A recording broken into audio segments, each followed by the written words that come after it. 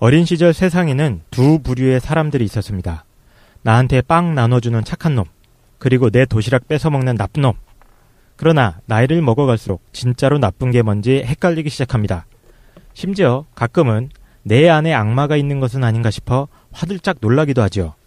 과연 진정한 악이란 무엇일까요? 또 혹시 악을 극복할 수 있는 방법은 없을까요?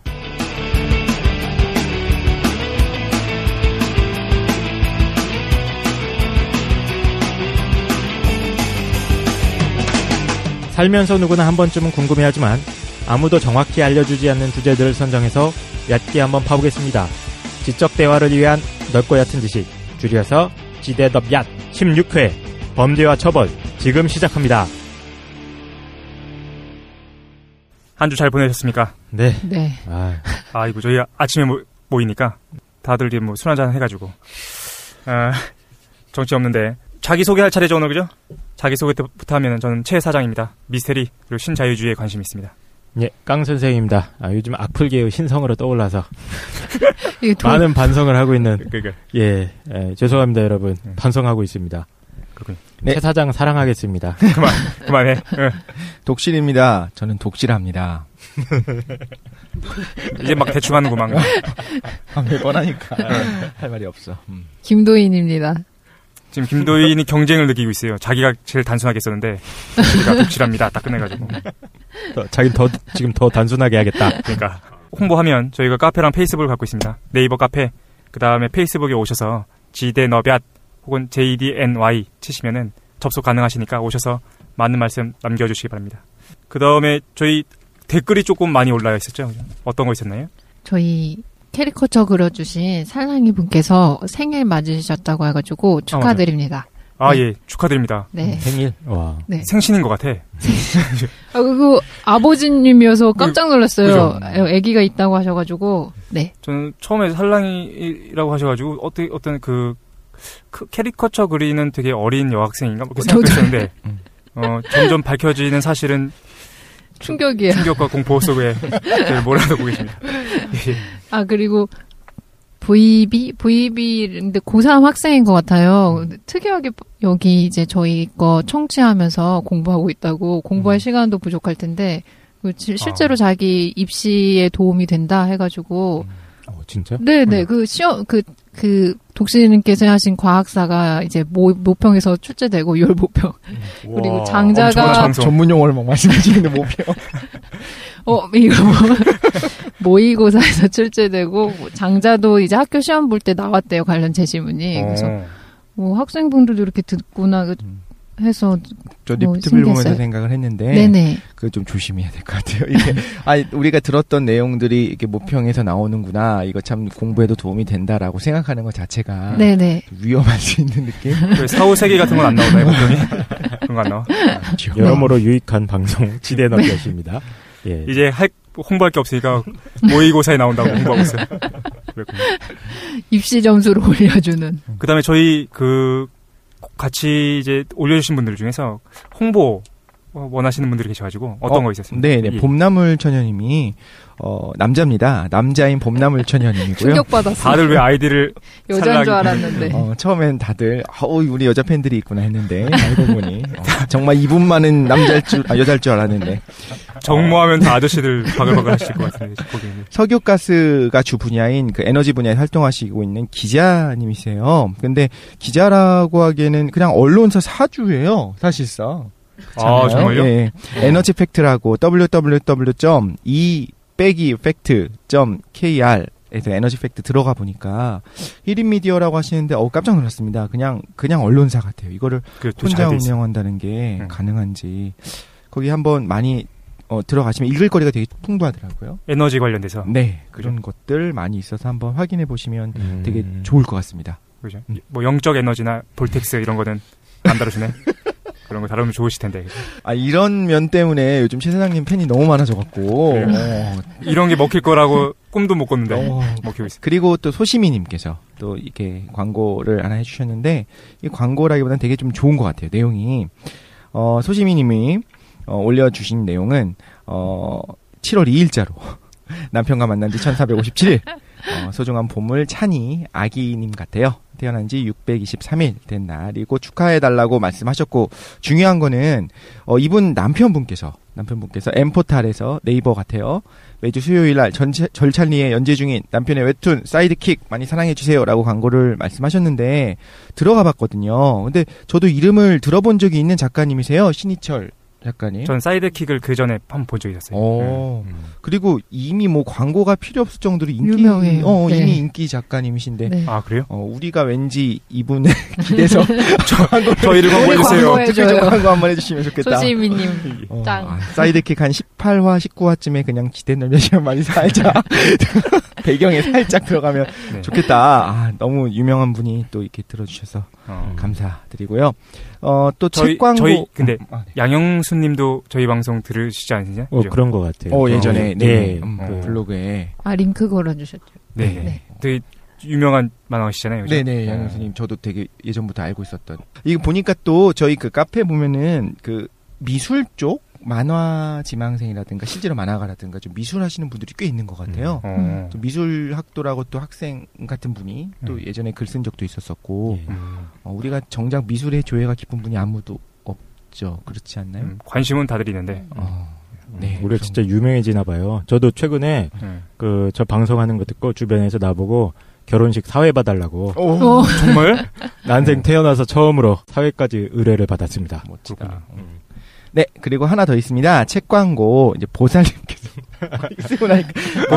보살님께서 보내주셨어요. 보살님께서, 네, 학교에서 안 가르쳐주는 대한경제가 궁금하다 해서 사회적 경제의 성공 코드라고 하는 책에 대해서 이렇게 쫙 적어주셨어요. 사회적 경제의 성공 코드? 네. 우리 방송에서 한번, 잠깐 다뤘던 것 같고. 네. 먹고 사는 법, 경제 부분, 먹고 사는 법에 있어요. 네네, 사회적 경제. 네. 평점 5개짜리, 별 5개짜리. 이거 되게 좋은 책입니다. 네. 꼭 한번 참고를 해보십시오. 먹고 살기 힘드신 분들. 네. 다 끝났나요? 네, 끝났습니다. 그렇군요.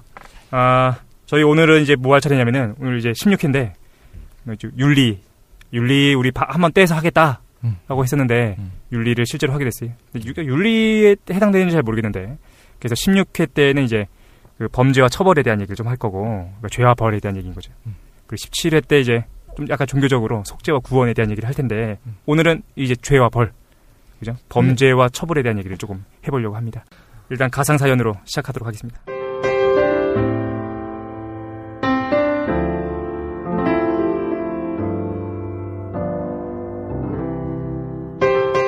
안녕하세요.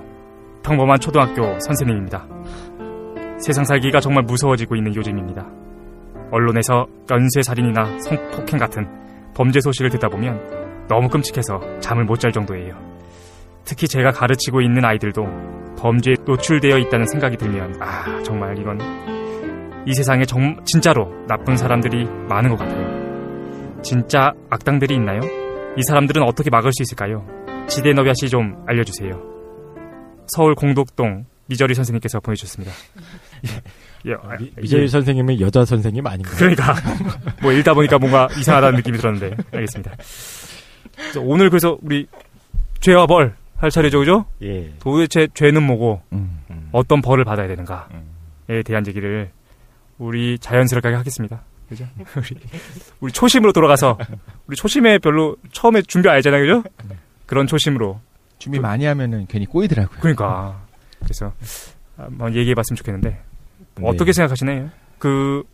우리 이 얘기부터 좀 해보려고요. 어떤 사람들은 이렇게 생각하는 것 같아요. 세상에 나쁜 사람이나 정말 악한 사람, 진짜로 악하거나 나쁜 사람 없다라고 생각하는 사람들이 있고, 아니다, 정말로 이거는 뭐 법적이건 윤리적이건 어떤 영혼의 구원이건 어쨌든 정말로 나쁜 사람이 있다라고 생각하는 사람들이 있는 것 같아요. 그래서 우리가 요 얘기부터 좀 해보려고요. 어떻게 생각하시나요? 정말 악한 사람이 실제로 있나요? 그리고 구체적으로는 어떤 사람이 있는지 좀 얘기해봤으면 좋겠습니다. 용서받지 못한 자. 용서받지 못한 자. 그렇죠. 못할 자. 어떻게 생각하세요? 있나요? 그런 사람들이? 네, 우리 지금 잠깐 지난주에 너무 가벼운 주제 여행지 추천 다루다가 안 가벼웠는데 굉장히 무겁게 다시 돌아왔네요. 그렇네. 그래서 용서받지 못할 자. 저는 개인적으로는 어떤 뭐 철학적인 베이스 하나도 없이 그냥 얘기를 할게요. 저는 개인적인 평소의 신념인데 누군가가 어떤 사람이 절대적으로 악하다, 선하다 이런 규정은 정말 힘든 것 같고요. 그렇지. 누군가 악하다고 하면 굉장히 상대적인 것 같아요. 나한테 악한 거지 그 사람이. 물론 그 사람이 다른 관계 속에서는 굉장히 선하고 괜찮은 사람일 수도 있는데 나한테는 악한 영향을 미칠 수가 있죠. 나한테 고통을 주고 나의 이권을 부당하게 뺏어간다거나 내가 받을 몫을 뺏어간다거나 뭐 이런다면은 그 사람을 이제 상대적으로 악이라고 규정은 할 수 있을 것 같은데 뭔가 어떻게 뭐 좀 절대적인 차원의 악을 규정하는 건 너무 힘든 것 같긴 해요. 우리 일단 깡 선생은 절대적인 악이라는 것은 사실 어렵다. 그 상정은 하고 싶은데 나는 어떻게 못하겠어. 공부가 약해서 그런지. 예. 독실이는 어떻게? 그러니까 일단은 먼저 절대적인 악에 대해서 어떻게 생각하시나요? 시대를 초월한 어떤 문화에서든 어떤 시간을 떠나서 무조건 이건 정말 악하다라고 할 수 있는 게 보편하게 있는지 잘 모르겠다는 생각이 들고 굉장히 이제 러프하게 말해서 또 정말 나쁜 놈들이다라고 생각하는 것들이 있죠. 근데 또 한편으로 생각해보면 어느 정도는 제가 저렇게 행동한 것에 대한 설명들이 가능한 경우가 많거든요. 그러니까 나도 마음으로 분노해서 어떤 기사 같은 걸 본다든가 어떤 영화를 볼 때 쟤는 진짜 때려 죽이고 싶어. 때려 죽이고 싶은 게 아니라 잔인하게 고문해서 조금씩 썰어서 죽이고 싶어. 그런 사람들이 있지. 이런 사람들이 있잖아요. 특히 영화에서 이제 나타나는 것들을 보면은 정말 악한 사람들이 나타나는데 그런데도 또 다시 한번 생각해 보면 제가 저렇게 행동하게 됐었던 건 이런저런 이유가 있는 것 같아. 어떤 좀 이렇게 의학적으로 설명이 가능할 것 같고. 그지 육체적이거나 사회적이거나 뭐 그런 거. 네, 우리 사회에선 용인될 수 없겠지만 제가 이 시대에선 그렇지만 또 어떻게 보면은 이해될 수 있는 부분들이 있고 그런 생각이 들고요. 또 이제 종교적인 관점에서 생각을 해보면 꼭 종교적인 걸 떠나서 내 자신도 그럼 과연 넌 얼마나 선하냐 스스로 이렇게 생각을 해보면 나는 저 사람에 비해서는 선한 것 같아라고 과연 말할 수 있는가에 대해서 좀 고민하게 되는 것 같아요. 그래서 정말 절대선이라고 하는 거는 개인적으로는 이제 하나님이라 신이라고 하는 존재가 있기 때문에 절대선은 있다고 생각하는데 그 외의 것들은 그냥 다 악해. 근데 그게 누구는 절대 악이야라고 이야기할 수 있는 사람이 과연 있는가? 이거 되게 심오한 얘기다. 좀 잘 생각해보면 잘 모르겠더라고요. 일단 그래도 깡 선생이랑 같은 논지를 견지하는 거네. 일단은. 네, 맞습니다. 일단 종교적 차원에 가면 좀 달라질 것 같긴 한데. 네. 일단은 그죠? 네.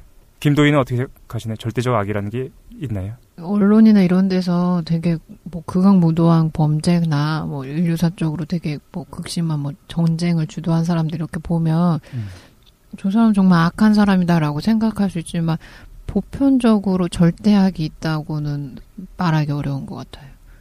네. 뭐야, 셋 다 그러면은 일단은 저는 안 그래요. 절대적인 악이 있다. 그리고 절대적인 악으로서 규정돼가지고 절대적으로 처벌받아야 되는 사람이 있는 것 같아. 진짜 그렇게 생각하시는 거예요? 아니면 그냥 괜히 우리 설명이 나니까 아니 매번 지금 청취자들도 다 알고 계시는 것 같아요. 사실은 저도 최 사장처럼 하고 싶긴 해요. 근데 내가 근거가 없으니까 나도 저렇게 강하게 가고 싶은데 그래요? 모르겠습니다. 저는 아직 그 어떤 합리적인 근거는 못 찾았는데 우리가 너무 그 상대적인 측면이나 타인을 너무 배려하는 것 같아. 이거는 정말로 이제 찢어드려야 되는 분들이 계십니다. 찢어드려야. 이건 저는 그렇게 생각해요, 솔직히. 저도 그런 사람이 있다고 생각해요. 네, 사례들을 한번 얘기를 해요. 그래서 저희가 준비했습니다. 네. 악한 사람 배틀. 내가 정말 악한 사람을 알고 있다. 배틀 한번 뜨려고. 용서받지 못할 자 그러니까. 배틀 시작합니다. 나는 정말 어마어마한 사람 준비했어. 뭐야? 용서를 받을 수 없는 사람을 좀 준비했습니다. 일단 누구부터? 저부터 할까요, 그냥? 네. 준비했습니다. 용서받지 못할 사람. 얼른 지금 찾고 있어. 빨리 검색하는데. 저는 희대의 악인 막. 저는 여러 명이 있어요, 솔직히. 근데 일단 누굴 얘기하고 싶냐면은 우리 너무 충격적인 사건이었던 그 조두순 너무 잘 알고 있는 거잖아요. 조두순 사건에 대해서 우리가 잊지 않았으면 좋겠어요. 그래서 이 사람을 좀 가져왔고 저는 용서받지 못할 사람인가라는 생각이 들어요. 근데 이분이 결론적으로 얘기하면 12년 제가 알고 있는데 12년 구형 받았을걸요? 선고. 네, 12년. 네. 그죠? 구형이 아니라 선고 아예 받으셨는데 7년 있다 나온대요. 얼마 안 남은 거야.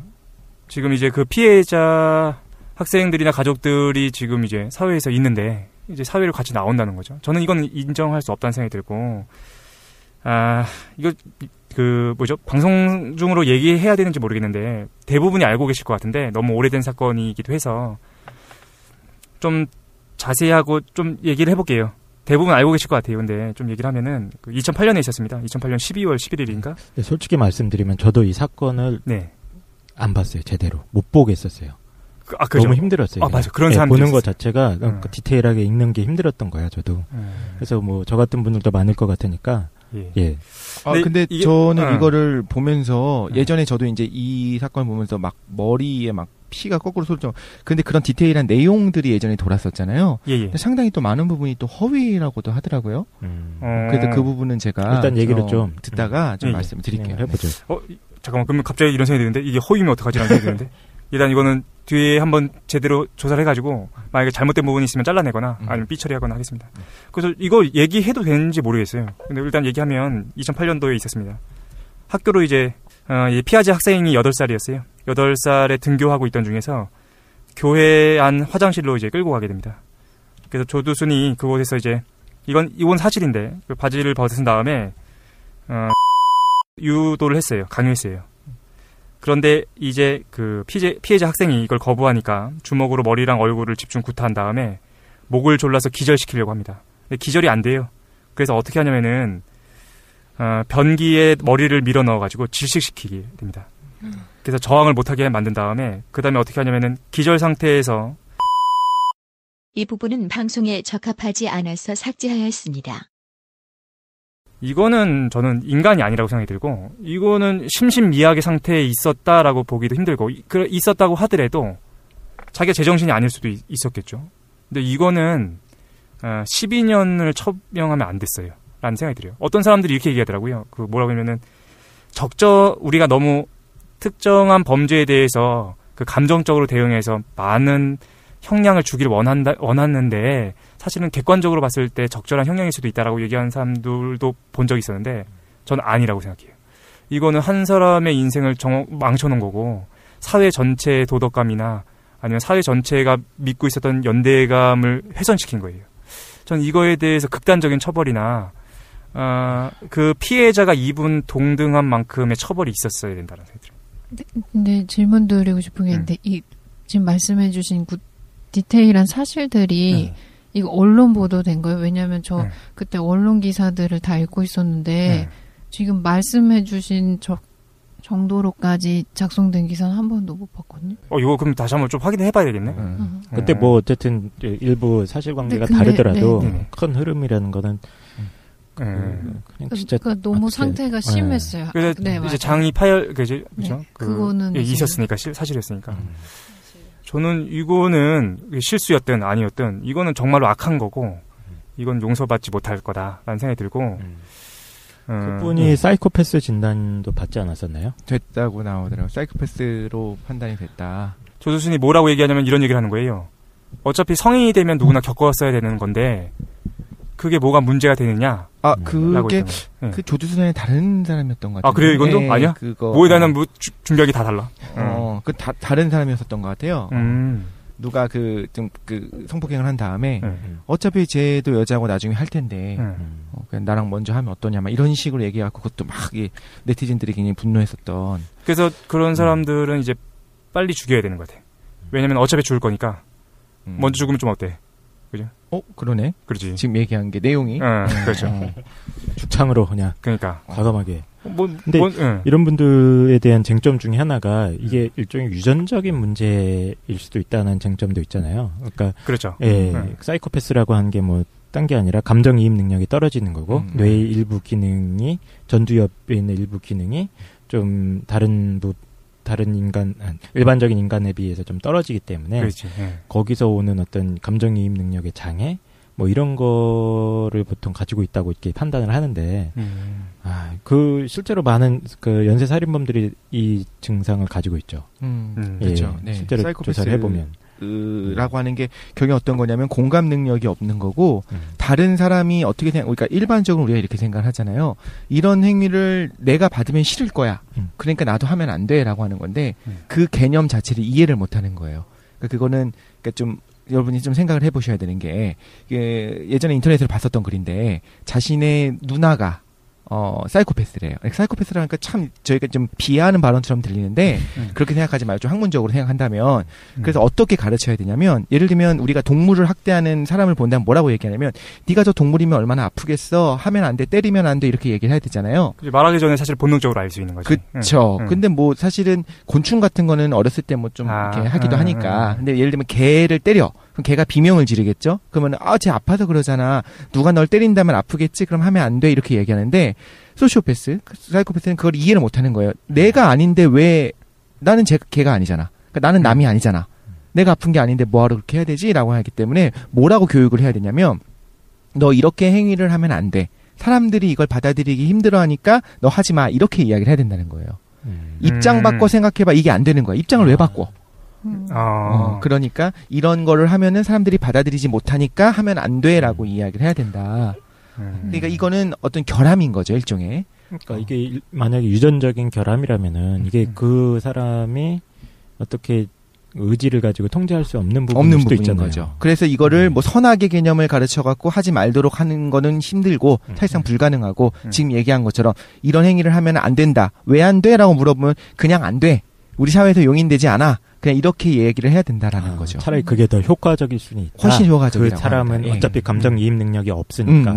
내가 제가 아닌데. 그러니까. 그러니까 감정이입 능력이 없다고 할 때 어떠냐면 사이코패스 우리들이 보통 공감할 때 어떻게 하냐면 다른 사람의 감정을 잘 이해해야 한다는 뜻은 뭐냐면 자기가 그 상황에 처했을 때 어떤 감정을 느낄지를 대입시켜 보는 거예요. 그렇죠. 그래서 기준이 자기 감정이에요. 그 상황에 처했을 때 내 감정.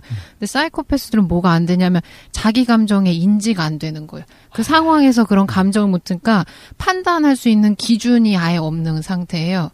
네네. 근데 인지심리학에서 이것까지는 이제 동의가 됐는데 그게 선천적으로 이제 유전자 결함에서 발생하는 거지 아니면 자라면서 환경적으로 얘가 감정적인 인지가 안 되는 건지는 아직 분분한 상태. 그건 아직 그렇죠. 논란의 여지가 있구나. 유전적인지는 잘 모르겠어요. 저도 유전적이라고는 잘 모르겠는데. 근데 저는 어쨌든 그게 어떤 유전적 결함이든 아니면은 뭐 정신적, 후천적인 결함이든 어쨌든 그 행동이나 그게 어떤 지능을 갖고 했다라고 한다면 이거에 대한 처벌이 정확히 있어야 되고 이건 용서받을 수 없다. 라고 생각하는데 이거 너무 뭐라 그러지? 너무 분위기가 안 좋네. 궁금한 거는 최 사장한테 지금 질문 드릴 거는 이 친구의 어떤 조두순이라는 범죄자의 악함의 본질이 어디에 있다고 생각하십니까? 그 사람의 어떤 잔혹한 행동이 문제인 것 같아요? 아니면 그걸 넘어서서 그 어떤 배후에 있는 어떤 게 있다고 생각하시는 건가요? 사실 여러 가지가 있지요. 모든 상황이 복합적이니까. 그리고 사실은 이제 지역을 얘기해도 되는지 모르겠는데 안산 지역이었던 것 같아. 단원구였어요. 그죠? 근데 이제 여러 가지가 있을 것 같아요. 어떤 사회적이거나 경제적인 측면에 대한 고려도 있어야 되고 그런데 그런 것들을 모두 고려하고 뭐 어떤 정신적이거나 육체적인 문제도 있었겠지만 그런 거는 이 사람을 처벌하는 데 있어서 핵심적인 근거는 안 된다고 생각이 들어요. 그러한 잔혹한 행위 자체에 대해서는 그건 진짜 근본적인 악이다. 그렇지. 실수가 아니라고 한다면. 한 사람의 인생을 망쳤다. 아까 그 말씀하셨는데 그럼 제가 궁금한 건 이거예요. 그럼 누군가는 일종의 이건 거의 고문이었잖아요. 끔찍한 시간을 보내게 했잖아요. 그걸 안 하고 깔끔하게 살해했어. 그럼 목을 그었어. 순식간에. 그 사람보다 더 악한가요, 이게? 지나가는 사람을 그냥 죽였어. 이유도 없어. 고통 없이 깔끔하게. 만약에 그런 사람이 있다면 예를 들면 그 테러리스트를 하겠죠. 또 이제 어떤 사례들이 지금 막 머릿속에 떠오르는데 뭐 황산 테러 사건도 있고 지금 얼마 전에 이게 막 상상하면 너무 괴롭고 힘드니까 그러지 말고 그냥 가상으로 누군가 테러를 하고 싶었어. 또 지나가는 사람을 그냥 깔끔하게 목을 베어서 죽였어. 그 사람이 더 악한가요? 아니면 이렇게 고문을 하고 그래서 살려는 놓은 둘 중에 뭐가 더 악한 거죠? 그러니까 생명을 뺏어서 그러니까 이거죠. 사람의 생명을 뺏어가지고 그 사람의 어떤 내적 세계 전체를 이제 말살시켜버리는 거잖아요. 네네. 그게 더 악한지 아니면 고문을 가하면서 그거에서 자신은 쾌감을 얻는 그 행위가 더 악한지 어떻게 생각하세요? 이거 무슨 얘기인지 알겠어요.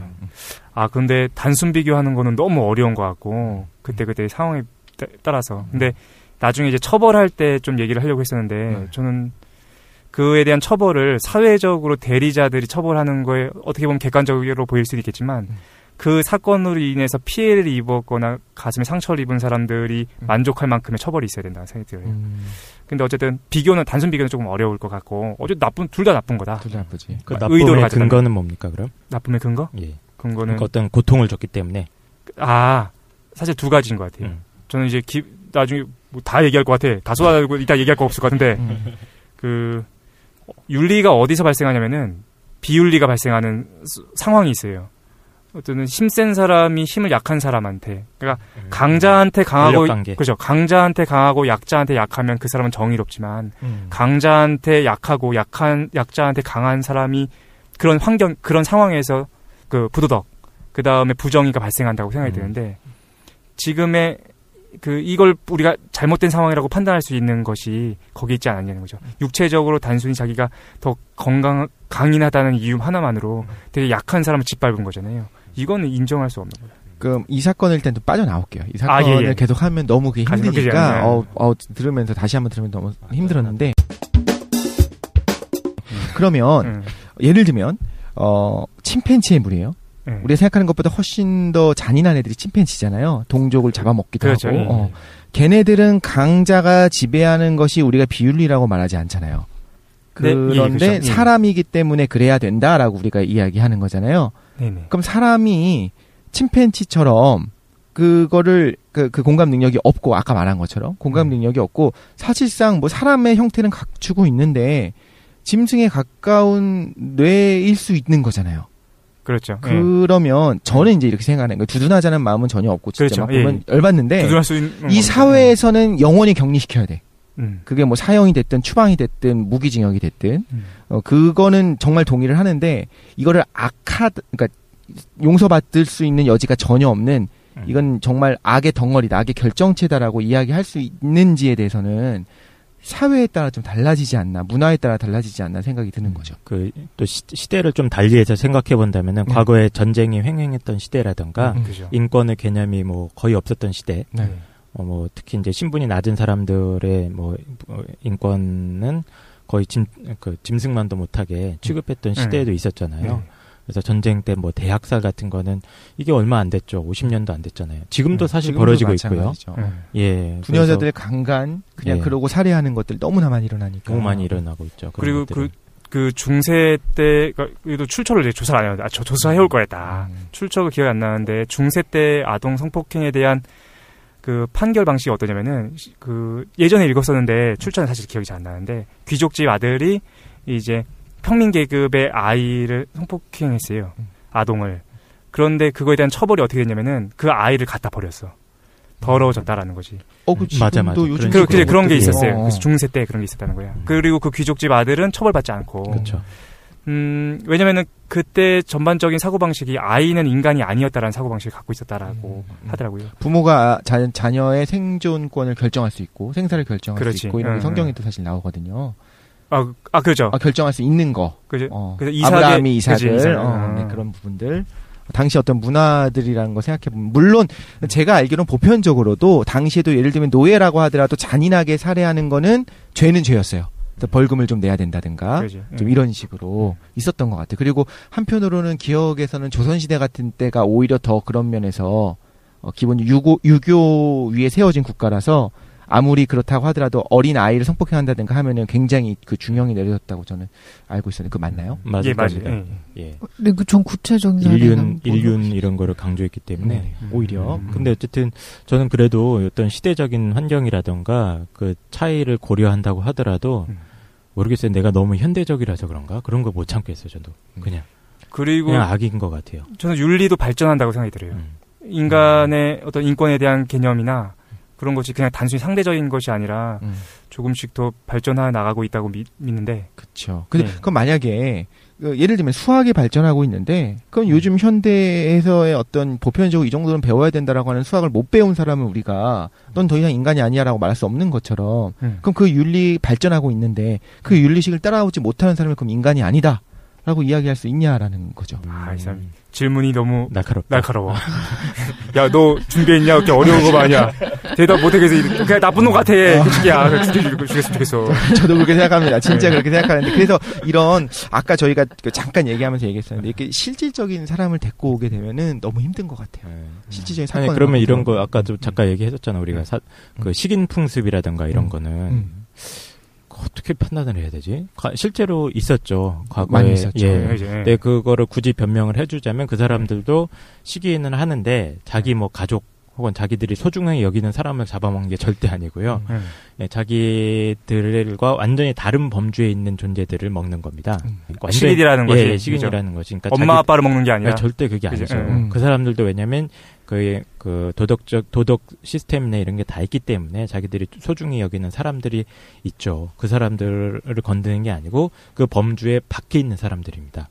자기와 완전히 다른 부족, 아니면 전쟁에서 패배한 노예들, 이런 사람들을 어떤 종교 의례 상태에서 이렇게 먹기도 하고 그랬던 걸로 제가 기억을 하고 있는데, 네, 그렇다고 하더라도 저는 그러니까 못 참겠어요, 그냥. 내가 이상한 것 같아. 저는 그런 것도 나는 못 참겠어, 도저히. 어느 정도 이해할 부분이 있다고 생각이 드는 게, 첫 번째는 일단 우리나라를 포함해서 많은 나라의 식인들이 나타나는 게 굉장히 그 가뭄이라든가 어떤 그런 게 심해가지고 먹을 게 너무 없을 때.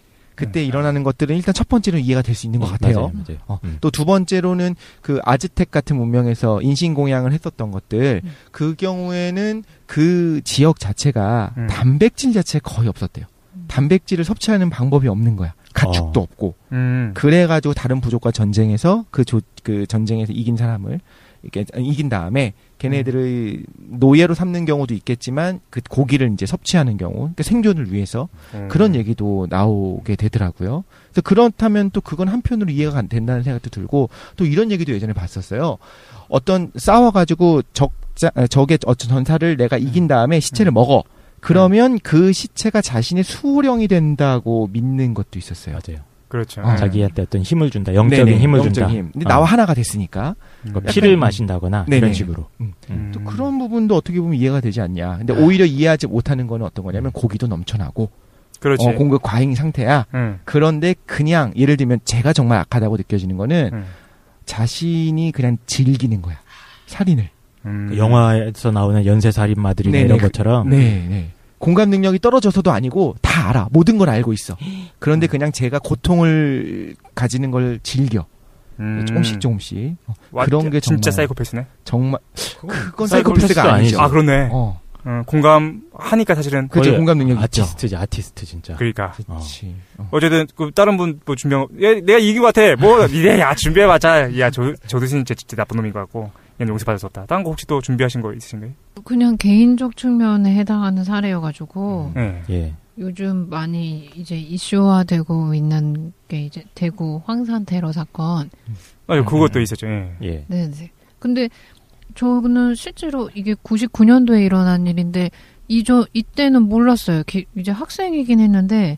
근데 지금 이제 언론에서 이슈화돼서 이 사건을 듣고 이런 사건이 있었었나 했는데 99년도에 이제 그 당시 6살이었던 김태왕 군이라 이제 남학생인데 이제 자기 이제 이동하다가 집에서 공부방 형태로 갇힌 대로 이제 장소 이동하다가 지금 이제 범죄자로 이제 처벌받지는 않았는데 추정되는 이웃집 아저씨가 이제 오라고 해가지고 황산을 뿌린 거예요.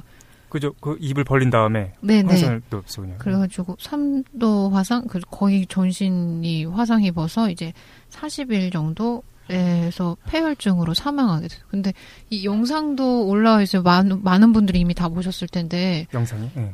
근데 그 이제 어머니께서 이제 얘가 범죄자 처벌이 아예 안 되니까 그 당시에 거짓말 탐지기로 해봤는데 범죄자로 추정되는 사람이 그걸 다 통과한 거예요. 그 얘는 6살이고 옆에 있었던 증인 친구가 이제 장애우였기 때문에 어린애들의 증언에서 채택해주지 않은 거예요. 그러니까 어머니가 너무 억울한 심정에 아이가 그 병상에 있을 때 당연히 언어적인 게 거의 이사전달이 힘든 상황임에도 불구하고 영상이랑 녹취록을 다 남겨놓으신 거예요. 그래서 그게 이제 편집돼가지고 올라온 동영상이 있는데 이분이 처벌을 안 받았죠 지금? 네네. 그래서 이게 공소시효 처벌이 아니라 아직 기소도 안 됐을 거예요. 네네. 아예 안 됐어요. 그래서 공소시효가 만료됐는데 이게 문제화 되니까 공소시효가 3개월 정도 연장된 상태. 그거 최근에 오늘인가에 올라온 기사를 보니까 네네. 어젠가 오늘인가 올라온 기사를 보니까 제발 재판이라도 좀 받게 해달라. 네, 어머니가 이렇게 해갖고 지금 그건 됐다고 하더라고요. 왜 그랬다는지 이런 것도 아무것도 안 밝혀진 거군요. 네네 실제로 그 이웃집 아저씨는 부인하고 범죄 자기 그런 적 없다. 근데 실제로 검거해가지고 이제 취조할 때도 화상이 있었던 거예요. 팔 다리에 이제 염산을 뿌렸으니까 네 자기 몸에도 용의자도 네네 그렇고 이제 자기 아이들이 그 아이가 이웃집 사람이니까 너무 정확하게 묘사하고 언급하는데도 이제 애들의 말이다 해서 증거로 측득지 증언의 신빙성이 없다고 네. 이렇게 됐나 보네요. 근데 저는 이제 근데 용의자니까 용의자를 범죄 취급하면 안 된다는 생각은 좀 들어요. 그러니까 그렇긴 하죠. 그죠? 네. 왜 예전에 그 영화 중에서 뭐 헌트인가? 헌트라는 영화에서 왜 그 영화가 이제 어떤 선생님의 제자 아이가 있는데 그 아이가 이제 선생님이 성희롱했다라는 얘기를 어떻게 우연하게 하게 돼요.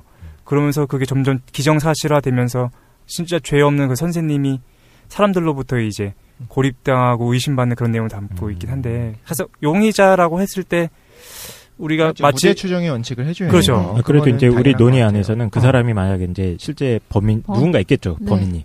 그치 범인 얘기를 했어요. 범인이 왜 했을까? 그걸 용의자 말고 용의자분은 모르는 거니까. 그거 모르고 범인은 누군지 모르지만 진짜로 분노해서 그런 경우라면 어떨까요? 너무 화가 났을 때가 어떤 이유인지 몰라요. 그지. 예. 이게 개인적인 애한테 화가 났을 수도 있고 아닐 수도 있죠. 자기가 어떤 뭐 회사에서 잘렸다거나 온갖 사회적 분노가 막 치밀어 올라서 그 좌절감이나 이런 것들이 쌓이다가 갑자기 한 번에 터뜨리는 분들도 계시잖아요. 그렇죠. 뭐 미국 같은 경우는 총기 난사를 한다거나 뭐 일본에서도 그런 분들이 꽤 있었잖아요. 갑자기 묻지마로 갑자기 이제 그 칼을 휘둘러 가지고 출근길에 시민들을 상해한다거나 그런 케이스들도 본 것 같아요. 그런 분들은 어떻게 생각하세요? 그럼 이건 인간이 아니에요. 난 정말 그런 거는 왜냐면 그거를 아예 그 입을 벌리고서 그 안에다 황산을 쏟아내는 거잖아요. 그게 다 눈이나 코나 뭐 이불 속으로 다 들어간 건데 나는 이건 실수가 아니라 의도였던 거야. 이거는 의도죠. 왜냐하면 지나간 애를 불렀어요. 그러니까 막 그냥 무차별로 길에다 뿌린 게 아니고 알고 있는 애를 불러는 의도가 있는 거죠. 이거는 뭐 쾌락을 위한 것도 아니고 뭐야? 이거는 그 사회에서 영원히 몰아내는 거지. 그게 불특정 다수에 대한 테러 그치. 중에 우리나라에 또 기네스북에 올랐었던 뭐 우범곤 혹시 아세요? 순경 총기 낭사 사건. 예. 기네스북에 올랐었어요. 82년에 있었던 거고. 기네스북은 범죄도 올려줘요? 네. 이때 진짜로? 최단 시간에 제일 많이 죽인 거. 진짜? 해갖고 난 기네스북을 만약에 정말이라면 그 기네스북을 운영하는 애들이 사이코패스 같다. 그런가? 어떻게 무슨 사건이에요, 근데? 술버릇이 나빴던 우범곤이 동거녀와 말다툼을 벌인 다음에 흥분 상태에서 어떻게 했냐면 마을을 돌아다니면서 62명을 죽이고 33명을 중경상을 입히고 스스로 자살을 했습니다. 자살했어요? 네, 스스로 자살했어요. 그러니까 예비군 무기고에서 카빈 소총, 실탄 180발, 수류탄 7발 들고 와갖고 그냥 집배원 전화교환원을 살해해갖고 연락을 못하게 해버리고 그 다음에 마을을 돌아다니면서 전깃줄이 켜진 집을 찾아다니면서 총 쏘고 술탄 터뜨리고 그냥 죽인 거예요. 자기 분노 조절을 못하고. 계획적인 너무 거예요? 계획적인데요. 완전히 그렇죠. 근데 이게 하루 만에 62명을 죽였거든요. 그래서 이게 제가 알기로 기네스북에 올랐었었는데, 그러니까 이런 걸로 안 좋은 걸로. 근데 그 어디였죠? 저 북유럽에서 노르웨이 브레이빅이라고 저도 그 얘기 하려고 그랬는데 노르웨이에서 이제 브레이빅이라는 연쇄 살인마가 섬에 이제 진보 정당의 청소년 캠프를 어떤 섬에서 하고 있었는데 그 섬에 쳐들어가 가지고 경찰관 복장을 입고 총으로 쏴 죽였죠. 77명입니다, 그게. 예. 죄송합니다. 근데 지금 보니까 세계 기네스북 협회에서는 뭐 그런 기록은 없다고 하네요. 그 소문이래요, 소문. 근데 워낙 많이 잠겼으니까 이것도 일종의 이거 우발적이라고 해야 되나 이것도? 분노 조절 장애라는 게 있어요. 그런데 아니요, 이분은 우발적인 게 아니고 계획적이에요. 네네. 우범곤. 아니요, 브레이빅. 맞아요. 노르웨이 그분은 좀 인종차별주의자 인종차별주의자여가지고 그러니까 신념에 가득 차 있던 그쵸. 거. 네네. 예. 신념에 가르쳤다면 좀 변호할 부분이 생길 수 있나요? 사실 그게 굉장히 어려운데 다 나쁜 놈인데 예를 들면 우리가 이런 얘기 하잖아요. 이스라엘 같은 데서 지금 굉장히 팔레스타인을 탄압을 심하게 하잖아요. 네네. 그럼 팔레스타인에서는 또 살아남기 위해서라고 우리가 좀 변명해 줄 수 있는 부분이 있는 게 이제 자살폭탄 테러 같은 걸 좀 하잖아요. 근데 그 폭탄 테러의 대상이 꼭 군인만이 아니라 민간인도 분명히 죽는다는 거죠. 그렇지요. 근데 그거는 우리가 어떻게 생각하냐면 악을 생각할 때 그래도 그냥 무작정 난사하는 것보다는 그래도 걔가 그런 행위를 함으로써 정치적으로든 뭐로든 자신이 어떻게 주장하는 바가 있으니까 하는 거잖아요. 안중근 의사도 일본 측에선 테러리스트가 될 수 있는 것처럼. 근데 그걸 이렇게 이야기합니다. 또 한편으로는 안중근 의사 같은 경우는 민간인을 죽이진 않았다. 자기는 군인들을 상대로 한 전쟁이다. 그렇네. 그렇죠. 근데 그런 차이는 물론 있습니다만, 그러니까 우리가 이야기할 때 우발적이지는 않지만 노르웨이 테러라든가 어떤 팔레스타인에서의 어떤 자살폭탄 테러는 그래도 명확한 목적이 있어. 근데 그게 살인을 즐기는 건 아니야. 그럼 약간 악으로 생각하자면 덜 악하게 느껴지고 저희 개인적으로 오히려 그 황산 테러 같은 그렇죠. 경우에는 더 악하게 느껴지는 거예요. 근데 그 신념도 약간 구분해야 되는 것 같아요. 그러니까 신념에 찬 사람이라고 하더라도 우리가 예를 들어서 좀 아까 전에 좀 그 죽인 대상이 좀 다르긴 하지만 그 안중근 의사랑 그 네덜란드에서 그 테러를 일으켰던 사람을 동일하게 평가할 수는 없잖아요. 노르웨이. 노르웨이. 네. 그런데 어떤 게 우리한테 차이를 느끼게끔 만드냐면은 아까 전에 얘기했던 거야. 안중근 의사는 강자한테 저항했던 거예요. 반면에 이 사람은 그 인종차별주의자였던 거야. 자기보다 못한 인종에 대해서 테러를 한 거기 때문에 그건 나쁘다라는 생각이 들어요. 그렇죠. 네. 그 사람들이 지니고 있던 신념 자체에 대한 가치 평가가 가능하다. 그렇지. 근데 내가 우월한 입장에서 이제 자기보다 약한 존재들에 대해서 범죄를 저질렀다. 그럼 그거는 신념에 가득 차 있어서 나쁘다는 거지. 히틀러나. 그럼 신념이 잘못됐다라고 생각해야 되는 거 아닌가요? 그 행위 자체에 대한 평가를 좀 따로 해야 될 것 같은데 예를 들면 그 교통사고를 내는데 예를 들면 여기서 지금 불법 주차를 했어. 불법 주차하면 안 되는 자리에 불법 주차를 했어요. 근데 그거를 밤에 예를 들면 얘가 꺼져 있어서 안 보이다가 커브를 돌자마자 거기 우리 있을 거 생각을 하지 않잖아요. 예를 들면 운전을 하는데 그치. 한밤중에 램프야 고속도로에 빠져나간 램프에다 거기다 주차를 해놓은 거야. 그러면은 당연히 우리가 빠른 속도로 지나가는데 커브를 돌자마자 차가 딱 나타나면은 어쩔 수 없이 그걸 이제 피하지도 못하고 혹은 피하다 사고가 나잖아요. 그죠. 근데 그럼 그 차가 사고를 유발했죠. 네네. 그리고 그게 비율이 높을 것 같은데 실제로는 그렇지 않고 그 차는 그냥 불법 주차한 거에 대한 딱지 정도만 끊게 되고 실제로 사고에 대한 책임은 뒤에 있게 된다는 거죠. 그렇죠. 뒤에서 받은 게. 뒤에서 받은 게 되니까. 그렇게 생각을 해보면 그러니까 두 개를 좀 따로 봐야 될 것 같아요. 잘못된 신념을 가진 거는 잘못인데 그럼 행위에 대한 것은 행위에 대한 악에 대해서는 따로 평가를 해야 되고 신념을 잘못 갖고 있는 건 따로 평가를 해야 되지 않냐.